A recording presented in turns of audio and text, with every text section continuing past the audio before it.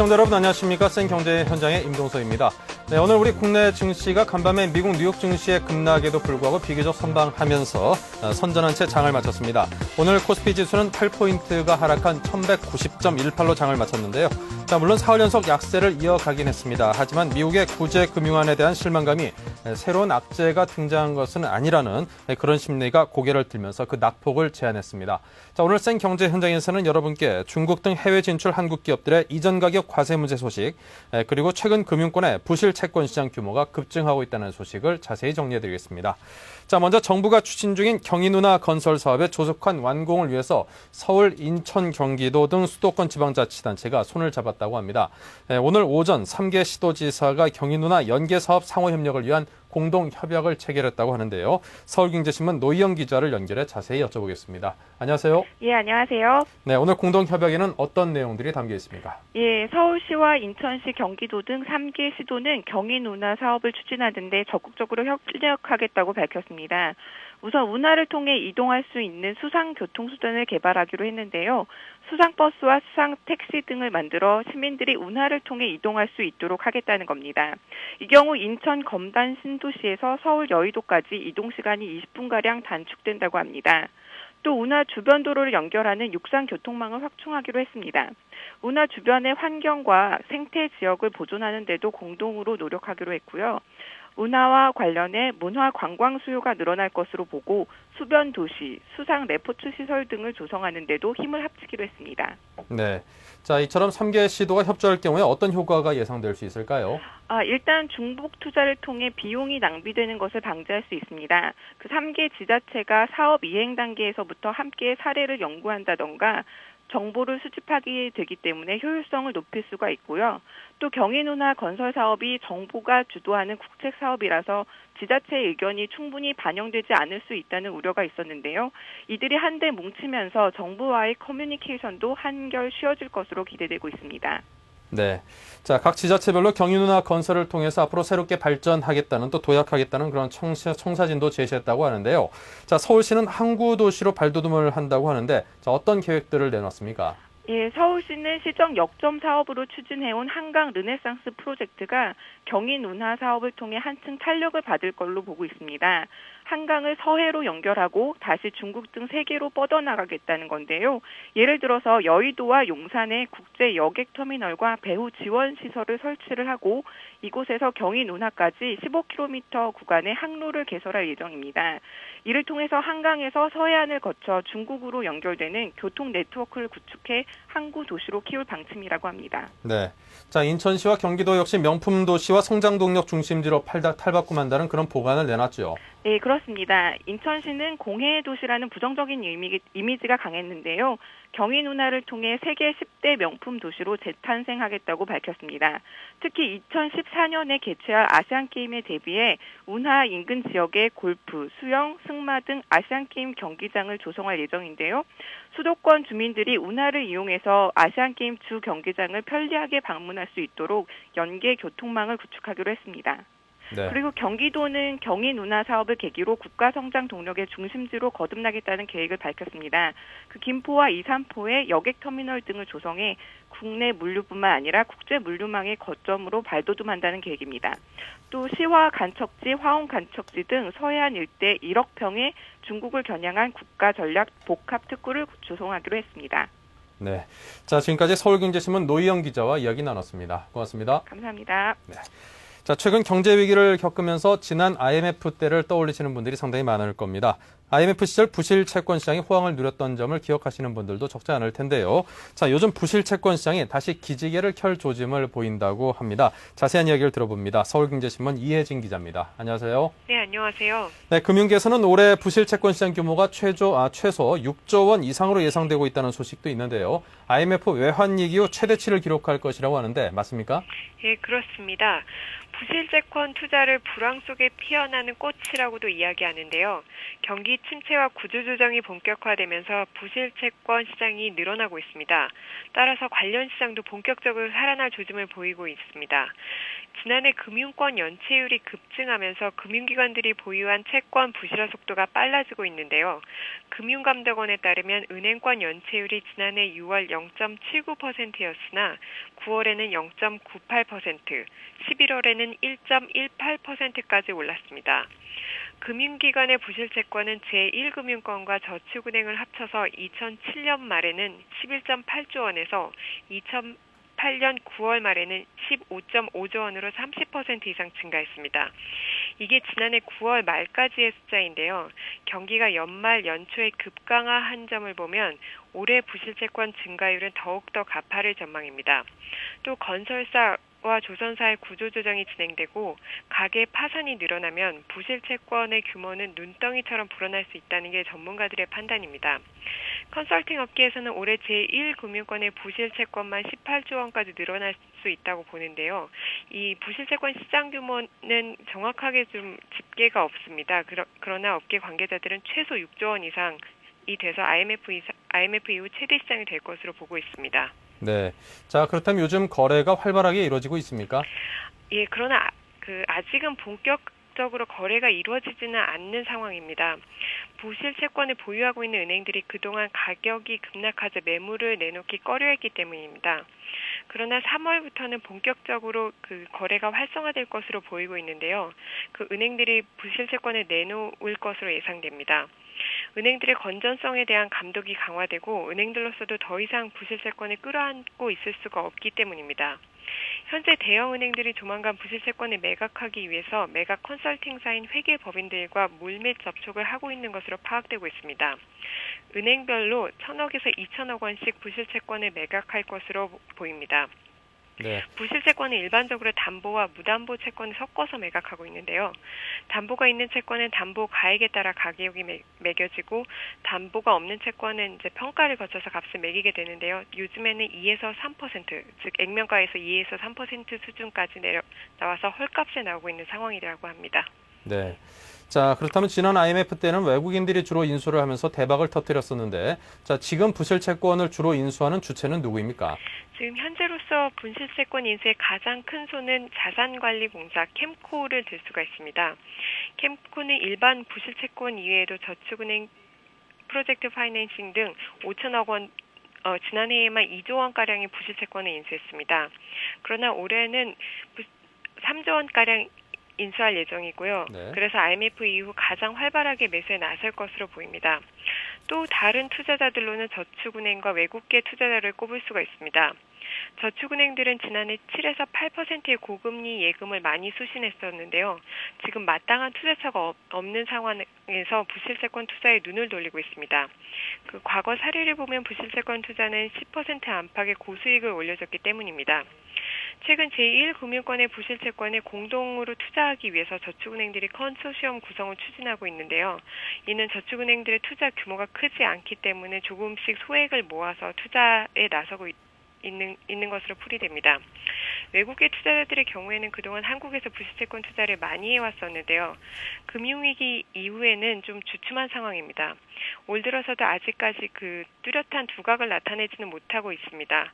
그러나 컨설팅 회사인 회계법인 관계자들에게 들어보면 투자 문의를 하는 등 내부적으로 검토를 하는 상황이라고 합니다. 네. 자, 지금까지 부실채권 시장 관련 소식을 이혜진 기자로부터 정리해 들어봤습니다. 고맙습니다. 감사합니다. 네.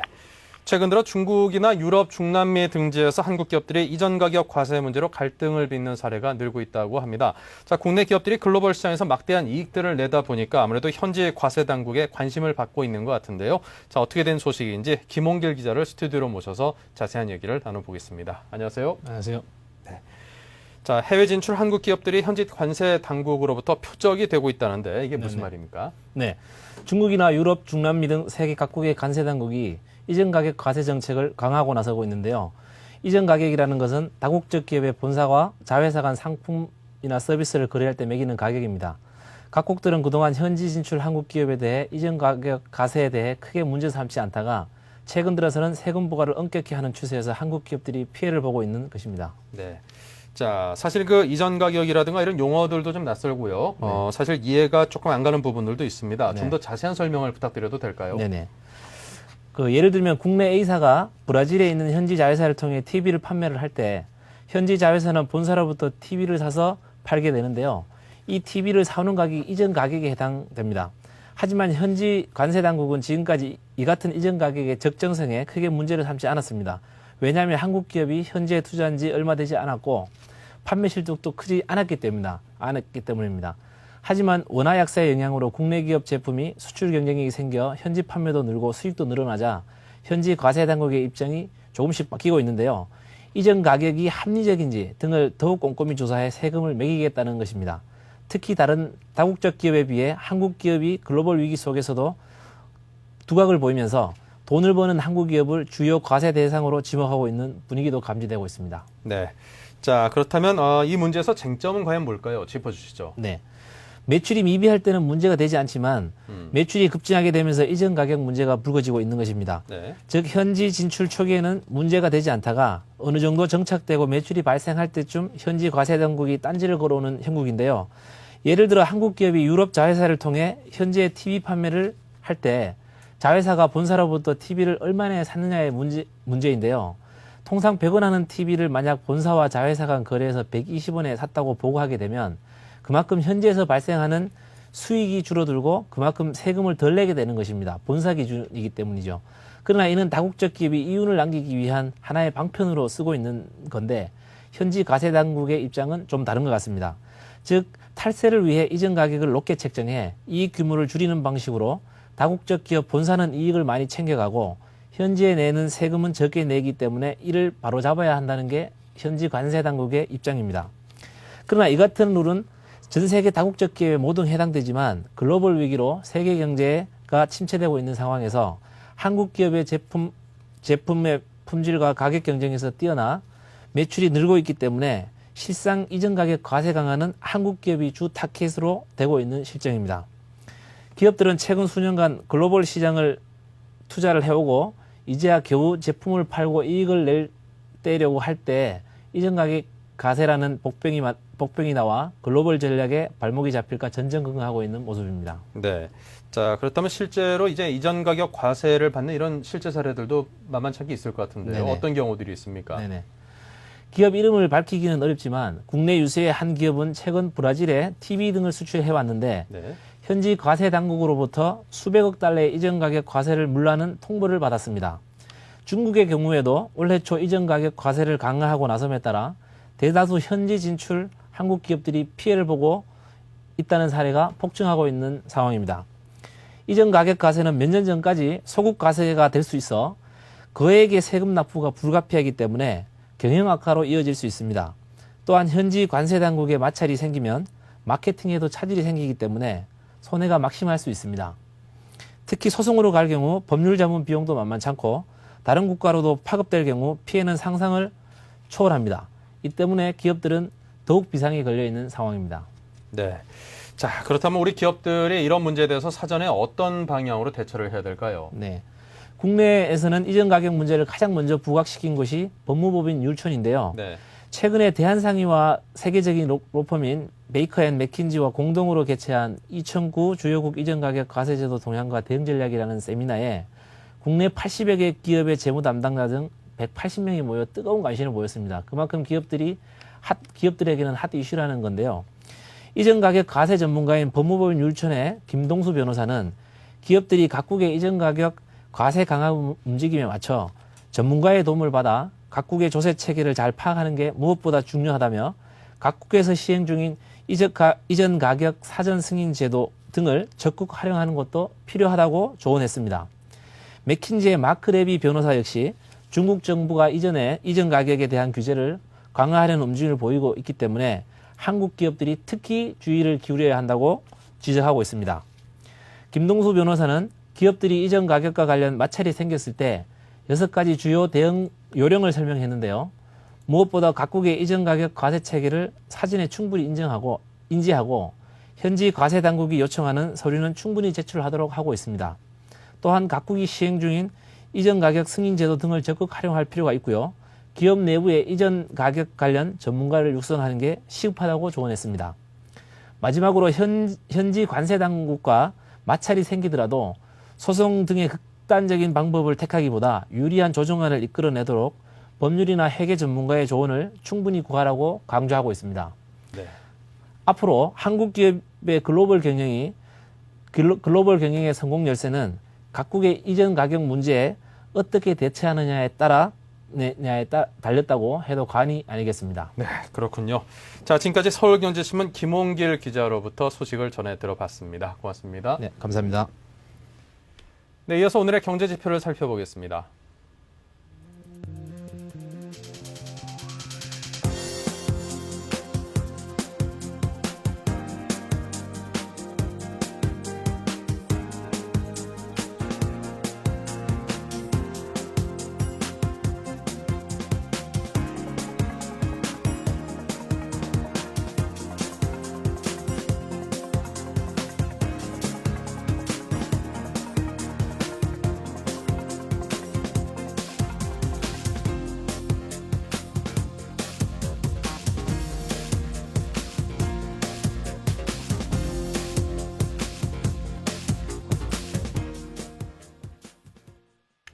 네, 이어서 오늘의 증시 마감 상황을 살펴봅니다. 서울경제신문 증권부의 박희욱 기자 연결돼 있습니다. 안녕하세요.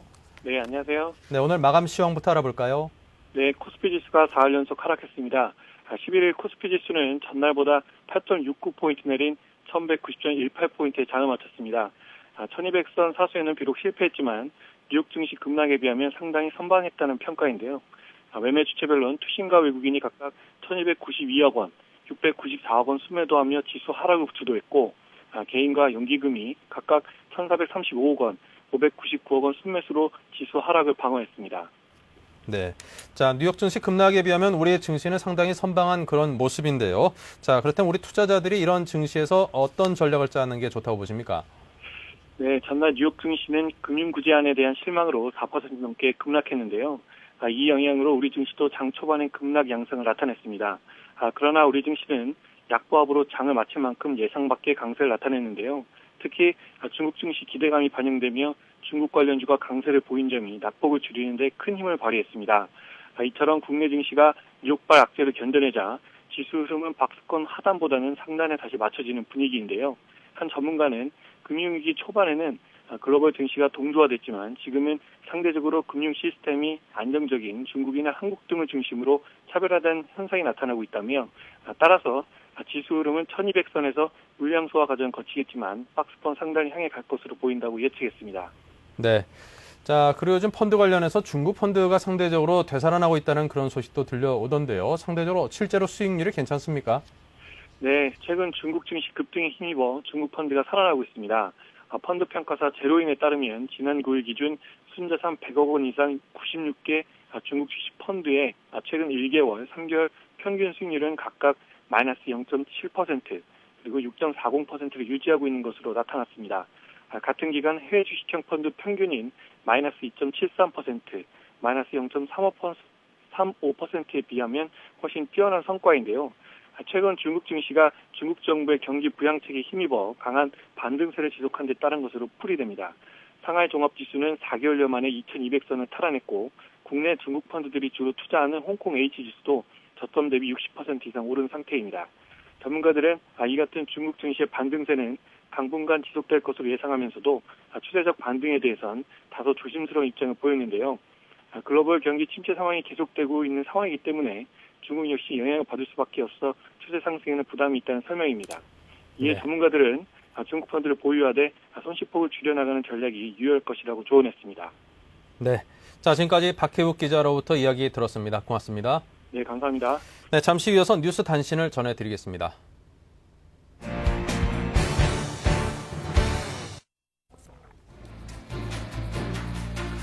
네, 은행의 리스크 관리로 지난해 말 크게 줄었던 기업 대출이 올 들어 늘어났습니다. 반면 가계 대출은 같은 기간 줄어 대조적입니다. 지난달 예금은행의 기업 대출 잔액은 5조 9천억이 늘었지만 가계 대출 잔액은 1조 7천억 줄었습니다. 1월 신규 취업자 수가 마이너스 10만 명을 웃도는 등 연초부터 고용 대란이 현실화되고 있습니다. 통계청은 취업자가 2,286만 명에 그쳐 지난해 1월보다 10만 3천 명 줄었다고 밝혔습니다.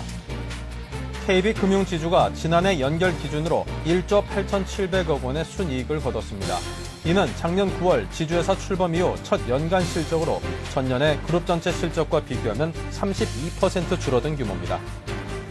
LG전자가 캐나다 휴대전화 시장 점유율 22.9%로 판매 1위에 올랐습니다.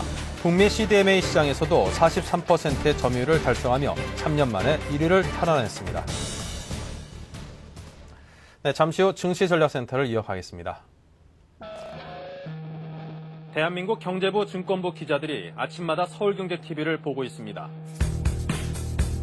매일 20분 투자로 미 증시 흐름을 한눈에 블룸버그 파이널 워드 30분 시청으로 아시아 경제까지 한꺼번에 블룸버그 아시아 비즈니스 투나잇 한글 자막과 함께 방송되는 블룸버그의 또 다른 프로그램들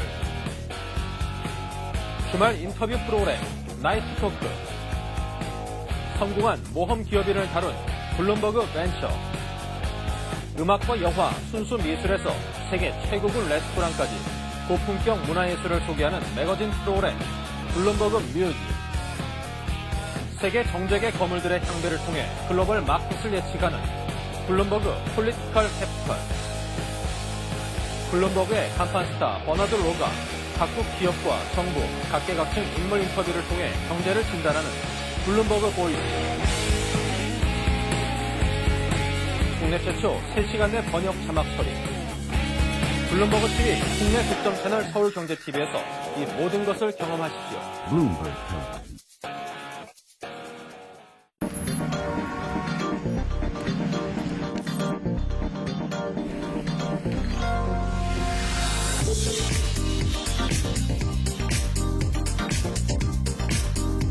블룸버그 TV 국내 독점 채널 서울경제TV.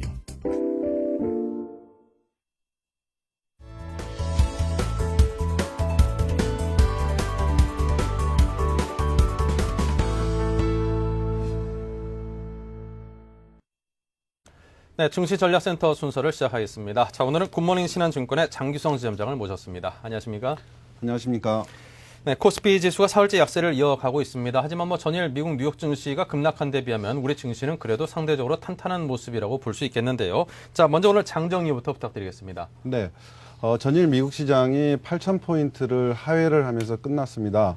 이게 상당히 충격적인 그런 그 지수 움직임이었는데요. 거기에 비해서 우리 시장은 오늘 선방했다는 그런 한마디로 표현을 할 수가 있습니다. 우리 시장도 역시 아침에 시작할 때는 마이너스 30포인트로 전일 미국 시장이 8,000포인트가 이게 하향 이탈한 데 대해서 충격을 받는 그런 모습이었습니다만 우리 시장은 오늘은 특히 개인들이 1,400 이상의 순매수를 하면서 낙폭을 축소시키면서 오늘 종가는 8포인트가 하락한 1,190포인트로 이렇게 마감을 하였습니다. 네. 자, 그렇다면 오늘 장에 보여진 그 업종별 특징이라든가 또 특징적인 종목들의 움직임이 있다면 어떤 것들을 들 수 있겠습니까? 네.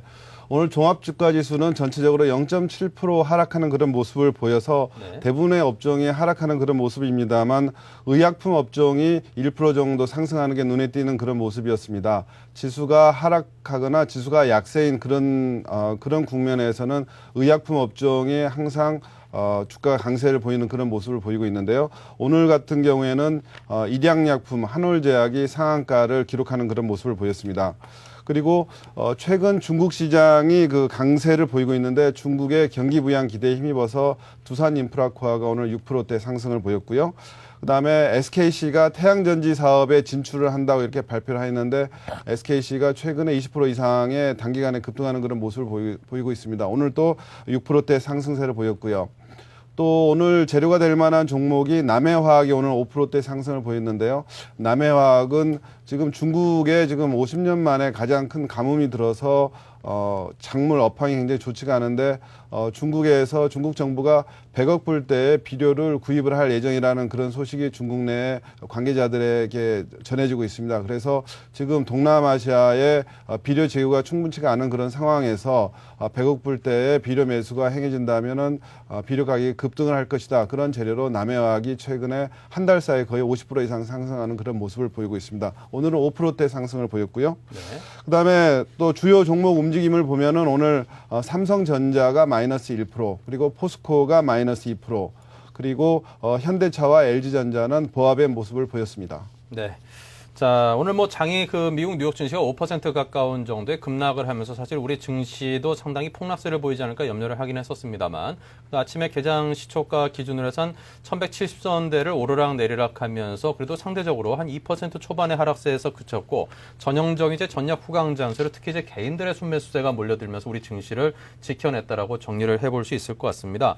물론 지금 일시에 오른 1200선 아래로 내려와 있긴 하지만 오늘 장의 움직임을 놓고 볼 때 다시금 또 1200선 한번 재탈환의 에너지는 충분히 시장에 있다라는 그런 긍정적인 시각을 보이는 분들도 꽤나 계시더라고요. 점차 그렇게 시장에 대해서 좀 이게 긍정적으로 보는 시각이 많아지고 있습니다.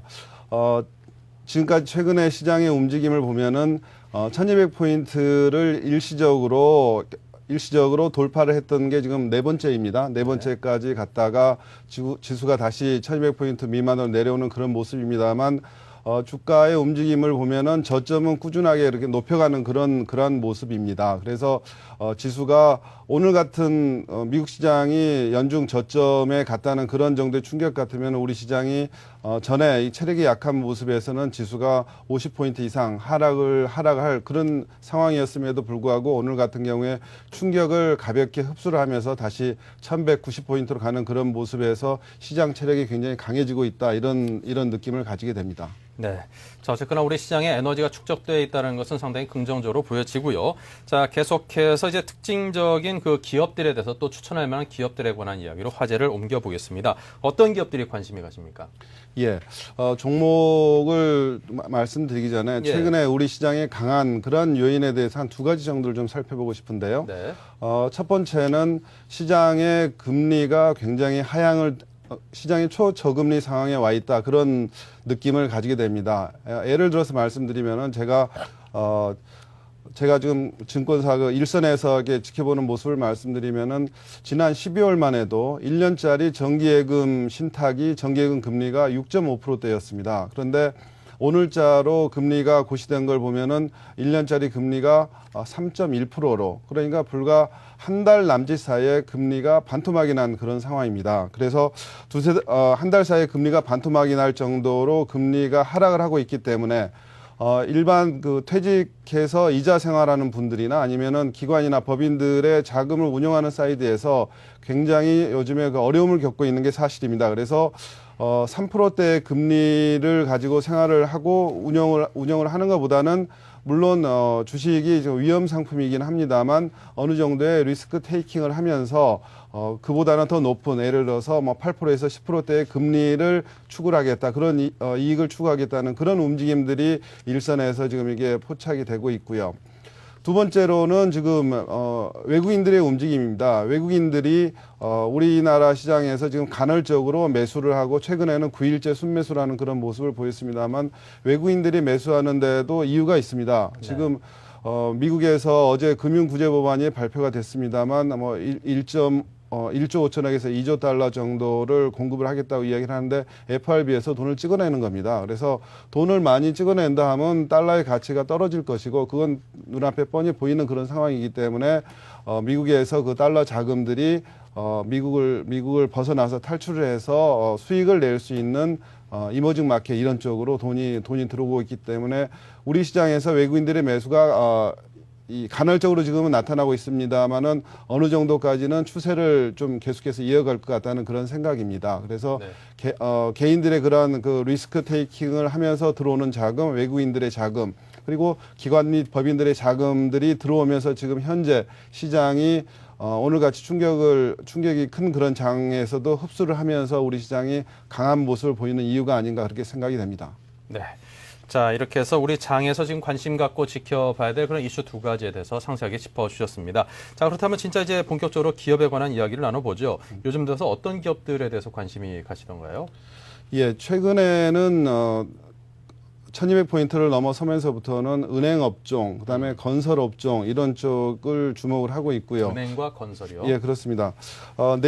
참고로 오늘 제가 보는 종목들 중에 하나가 내일 금통위가 열리는데요. 내일이 이제 내일 금통위에서 금리를 인하할 걸로 지금 전망들을 하고 있습니다. 그래서 금리를 인하했을 때 건설주가 상당히 좀 수혜를 받을 수 있다 그렇게 생각을 하고 있는데요. 네. 현대건설이나 아니면은 뭐 금호산업 이렇게 특히나 금호산업 같은 경우에는 금리 인하 시에 수혜를 받을 수 있으면서 최근에 대한통운에 대해서 유상 감자를 하면서 금호아시아나그룹에 1조 5천억 정도 자금이 다시 들어오게 됩니다. 그랬을 때 그동안에 그룹의 리스크로 인해 가지고서 주가가 과도하게 저평가되어 있던 그런 측면이 그러니까 금호산업이 주가가 9만 원까지 갔었는데 최근에 뭐 10,000원대까지 갔던 수준에서 지금 15,000원대 지금 회복을 해 있습니다. 그래서 이러한 종목들 같은 경우에는 단기적으로 주가가 좀 이렇게 움직일 수 있지 않을까 그렇게 생각을 하고 있습니다. 네.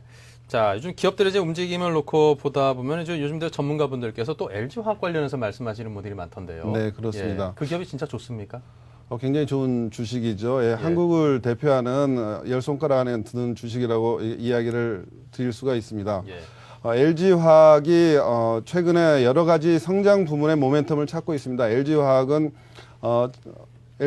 재무 구조가 굉장히 우량을 하고 그다음에 업력도 오래되고 그다음에 배당도 올해 같은 경우에는 2,500원에 배당을 했습니다. 그러면은 네. 시가 대비해서 한 3% 정도의 배당 수익률인데요. 이런 대형 우량주에서 1년 동안 주식을 가지고 있어서 배당을 3% 받을 수 있다면 굉장히 훌륭하다는 그런 생각이고요. 그다음에 LG화학이 그렇게 좋은 주식임에도 불구하고 최근에 주가가 그렇게 크게 탄력을 받지 못했던 게 성장성에 대한 우려였습니다. 화학에 대한 경쟁 심화 그리고 향후에 LG화학을 이끌어갈 그런 성장 모멘텀을 발견을 못했다는 그런 측면이 있었는데 오늘 같은 경우에는 LG화학에서 여러 가지 이게 발표를 했습니다. 최근에 오늘 같은 경우에는 LCD 유리 기판 사업에 진출을 하겠다고 지금 이야기를 하고 있고요. 그다음에 한 보름 전이죠. GM의 최초의 전지로만 가는 전기 자동차에다가 그 리튬 폴리머 이온 전지를 공급하겠다는 그런 발표를 하고 있고요. 그 다음에 뭐 기본적으로 그 노트북에 들어가는 2차 전지 사업 이런 데에서 LG화학이 향후의 그 성장 가능성, 그 다음에 차세대 성장 동력원으로 이렇게 주목을 하고 있어서 이러한 점이 LG화학의 좋은 일반 투자자들한테도 좋은 인상을 주는 그런 주식으로 변하고 있다는 그런 생각입니다. 네. 가격대를 한번 살펴보면은요. 오늘 주가가 좀 소폭 상승을 했습니다만 매수가는 10일 이평선이 위치한 8만 원대 정도로 지금 한 번에 주가가 120일선을 뚫기가 어려울 걸로 생각을 해서 오늘 시초가에 그 8만 원대 주가를 보고 있고요. 목표가는 10만 원대를 예상을 하고 있습니다. 네. 자, 이렇게 해서 LG화학에 관한 이야기를 들어봤습니다. 특히나 이제 GM의 리튬 폴리머 그 자동차용 엔진, 그 전지를, 배터리를 좀 단독 공급한다는 그 소식이 굉장히 장기적인 호재로 작용을 할 것 같고요. 자, 그 다음에 또 다른 기업은 어떤 게 있을까요? 예, 두 번째로는 그 삼성정밀화학을 말씀드리고 싶습니다. 네. 제가 이게 그 종목을 말씀드리다 보니까는 이게 화학업체에게 말씀을 많이 드리게 되는데요. 그러네요. 화학업체들이 실질적으로 그러니까 그동안의 주력 업종에서 사업 다각화를 많이 하고 있습니다. 예를 들어서 말씀드리면 조금 전에 LG화학이 그런 경우라고 말씀드릴 수가 있고요. 네. 그다음에 삼성정밀화학 잠시 후에 말씀드릴 삼성정밀화학도 기본적인 그 비료 부분에다가 전자재료 업체 쪽으로도 많이 변신을 하고 있고요. 그다음에 효성도 그렇게 볼 수가 있죠. 효성도 화학업체에서 최근에 전기 발전 업체로 이렇게 변신을 하고 있고요. 그다음에 SKC도 기존의 테이프라든지 화학 업체에서 태양 전지 업체로 이게 변신을 하고 있고요. 그래서 최근에 그 어떤 트렌드하고 이게 맞기 때문에 화학 업체들이 자주 유망 종목으로 이게 거론이 되는 것 같습니다. 네. 예, 삼성정밀화학에 대해서 이게 말씀을 드리면은 삼성정밀화학은 그 경기 침체기에도 그 안정적인 이익을 창출을 하는 그런 회사입니다. 그 요소 비료 사업의 수익성 개선에 힘입어서 안정적인 이익 창출이 가능한 그런 업체이고요. 그다음에 최근에 LG그룹이라든지 여러 그룹들에서 태양광 전지, 태양광 사업으로 이게 진출을 하는 것을 많이 발표를 하고 있는데 삼성 역시도 태양광 사업에 진출을 지금 검토를 하고 있습니다. 그래서 삼성그룹의 계열사 중에서 어느 회사가 담당할지를 조만간에 결정을 하게 될 예정인데요. 삼성그룹이 그 태양광 사업을 진출을 할 때 삼성정밀화학이 굉장히 유리한 위치에 있습니다. 그래서 삼성정밀의 그동안의 그 정밀화학 기술과 그다음에 우량한 재무 구조로 사업자로 선정이 된다면은 삼성정밀화학이 주가가 한 단계 레벨업 할 수 있는 그런 기회를 갖게 된다는 그런 이야기고요. 그다음에 기술적으로도 매수 타이밍으로 보고 있습니다. 우리나라에서 비료업체가 남해화학, 그다음에 삼성정밀 이렇게 들 수가 있는데요. 남해화학 같은 경우에는 아까 모두에 말씀드렸듯이 최근 한 달 사이에 중국에서 그렇게 가뭄이 들고 그다음에 비료를 100억 불 이상 매수한다는 그러한 소식이 중국 현지 정부에 전해지고 있는 것처럼 최근 한 달 사이에 주가가 50% 이상 상승을 했습니다. 하지만 삼성정밀화학은 최근 한 달 사이에 주가 상승폭이 10%대에 머물고 있어서 기술적으로도 상당히 유리한 그런 측면이고요. 그다음에 삼성정밀화학은 그렇게 대형주는 아닙니다만 증권가에서 그 벤자민 그레이엄이 가치 투자의 그 대가인데요. 벤자민 그레이엄이 한국에서 투자를 한다면 어떤 주식에 투자를 할까 이렇게 설문을 이렇게 해봤을 때 포스코하고 삼성정밀화학이 대상으로 선정이 됐을 만큼 재무 구조라든지 그다음에 부채 비율 이런 측면에서 굉장히 우량한 주식입니다. 매수 가격대를 한번 살펴보면은요, 매수는 43,000원대, 지금 현재 가격대입니다. 이 정도 가격대에서 매수에 별 무리가 없다는 그런 생각입니다. 왜냐하면은 43,000원대에서 지금 한 달 이상 계속해서 횡보를 하고 있는 그런 상황이기 때문에 이 가격대에서 횡보를 하다가 어느 순간에 주가가 43,000원 이 선을 뚫고 가면은 주가가 한 5만 원대까지는 수익을 낼 수 있다는 그런 생각이고요. 손절가는 10% 손절 가격을 적용해서 39,000원을 말씀드립니다. 네, 자 이렇게 해서 삼성정밀화학까지 들어봤습니다. 자, 내일 장이 중요할 것 같습니다. 내일 장에 대한 전망을 아주 간략하게 좀 부탁드리겠습니다. 시장은 조금 전에 말씀드렸듯이 저희가 그동안에 시장을 전망할 때 1000에서 1200포인트를 말씀드렸습니다만 1000포인트에서 매수할 그런 기회는 다시 오지를 않고 있습니다. 네. 그래서 아주 극단적인 악재가 발생했을 경우에는 그런 가능성도 배제할 수가 없습니다만 계속해서 저점을 이렇게 높여가고 있는 상황이고 주식을 팔아놓고 1000포인트에서 다시 매수를 기다리던 분들한테는 기회가 오지 않을 수가 있습니다. 그래서 네. 정부 정책의 수혜라든지 그다음에 금리 인하에 관련된 그런 건설주라든지 이런 종목에 주목을 해서 일단 일정 부분은 매수에 참여를 하는 게 좋지 않겠는가 하는 그런 의견입니다. 네, 자 매수의 참여 쪽으로 한 표를 던져주셨습니다. 자 지금까지 장규성 지점장님 모시고 내일 장에 대한 전망까지 함께 청해서 들어봤습니다. 고맙습니다. 감사합니다. 네, 잠시 전하는 말씀 듣고 센 시장 분석을 이어가죠. 대한민국 경제부 증권부 기자들이 아침마다 서울경제TV를 보고 있습니다. 매일 20분 투자로 미 증시 흐름을 한눈에 블룸버그 파이널 워드 30분 시청으로 아시아 경제까지 한꺼번에 블룸버그 아시아 비즈니스 투나잇 한글 자막과 함께 방송되는 블룸버그의 또 다른 프로그램들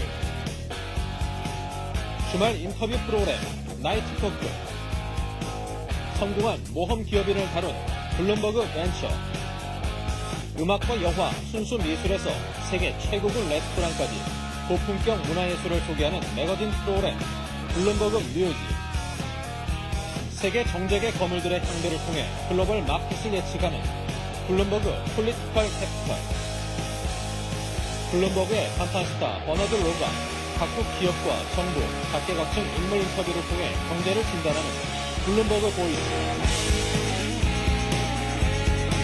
국내 최초 3시간 내 번역 자막 처리. 블룸버그 TV 국내 독점 채널 서울경제TV에서 이 모든 것을 경험하십시오.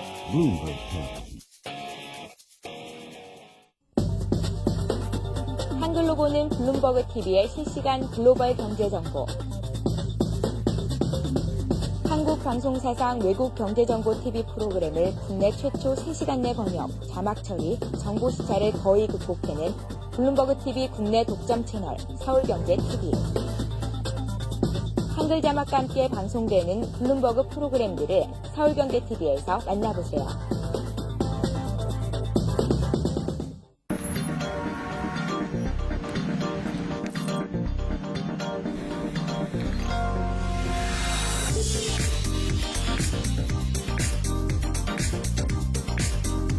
블룸버그 TV 국내 독점 채널 서울경제TV.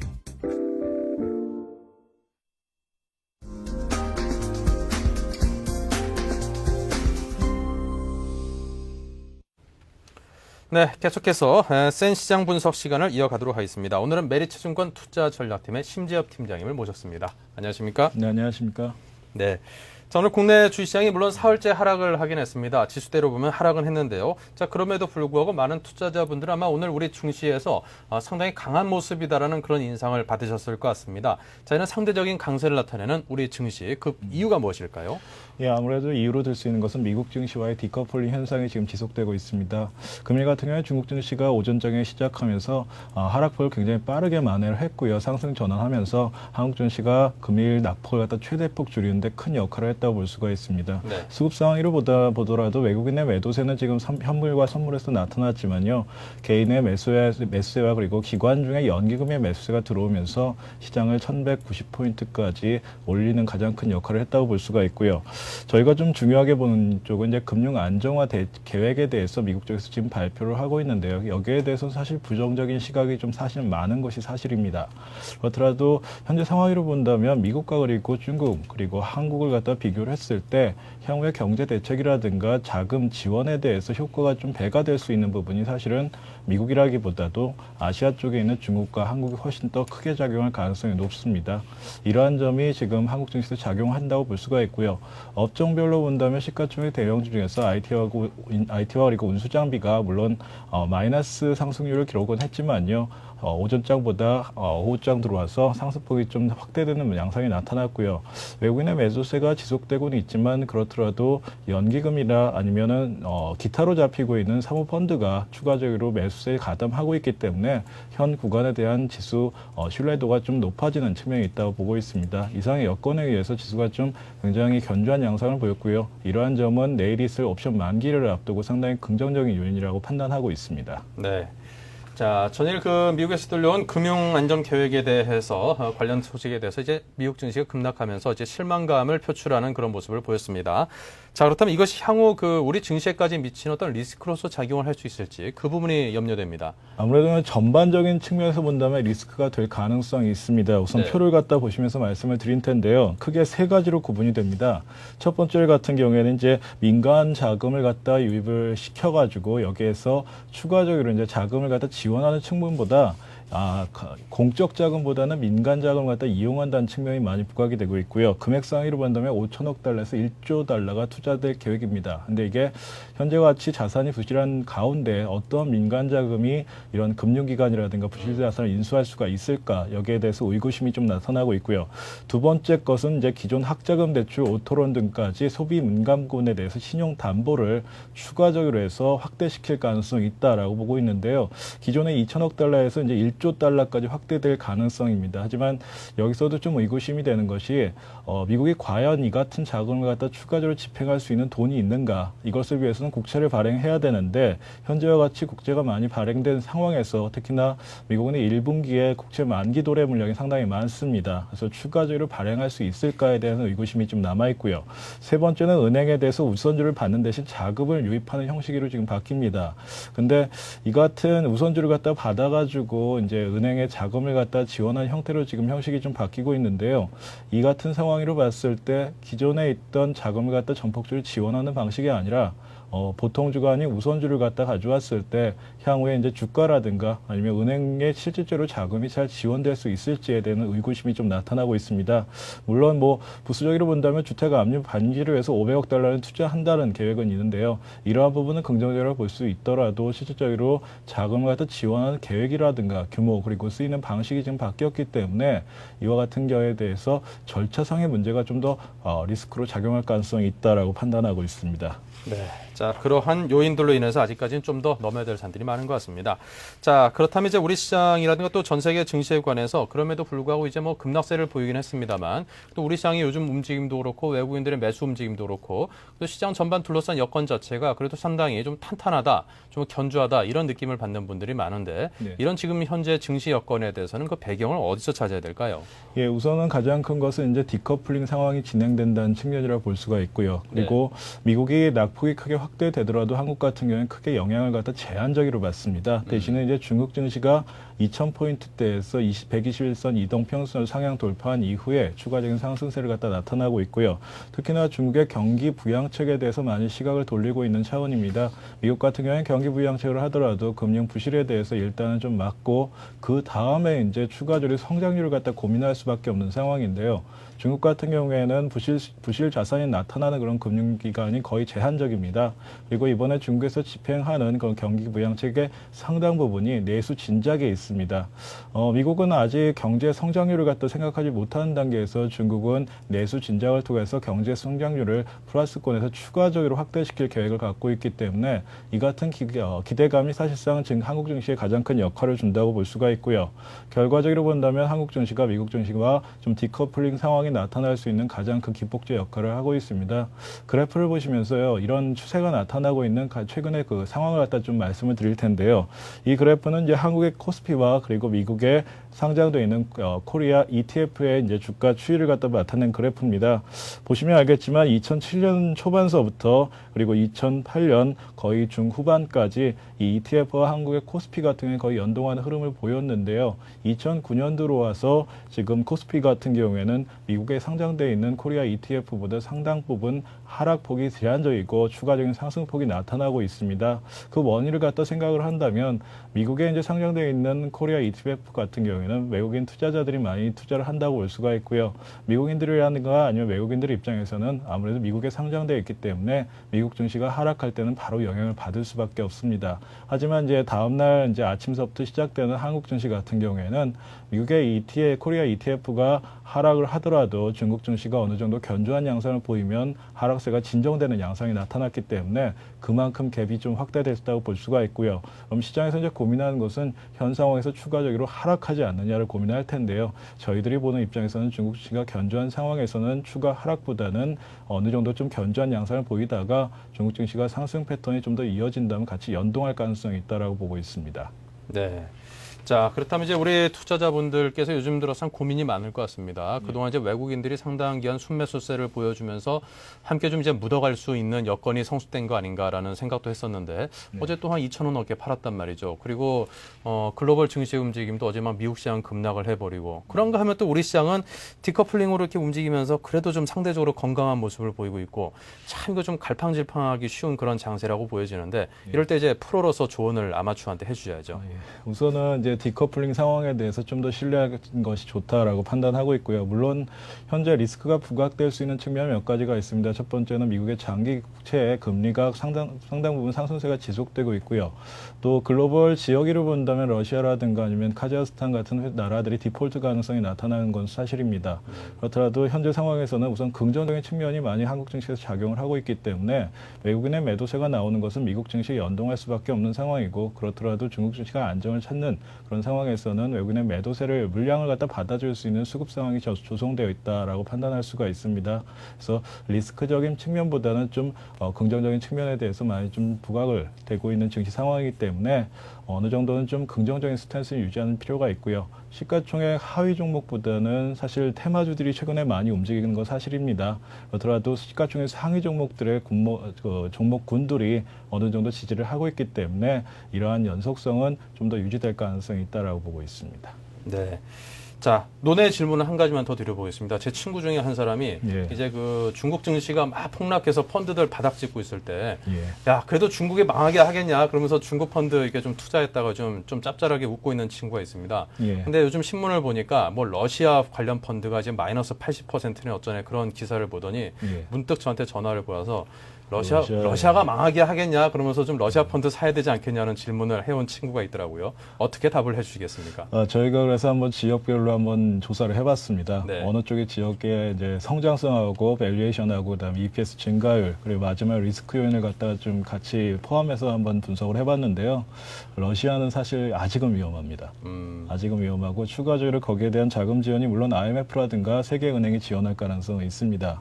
근데 자원을 갖다 상당히 많이 갖고 있음에도 불구하고 금융 시스템이 좀 많이 불안한 상황이니까요. 지금 상황에서는 중국하고 브라질 쪽이 훨씬 더 유리하고요. 네. 한국 역시도 러시아보다는 좀 나은 상황이니까 펀드 투자의 지역성으로 본다면 러시아는 좀 약간 리스크가 있다고 보고 있습니다. 아직까지는 리스크가 좀 많이 남아있고 상대적으로 보다 더 나은 시장이 있으니까 그쪽에 오히려 더 시각을 돌려라.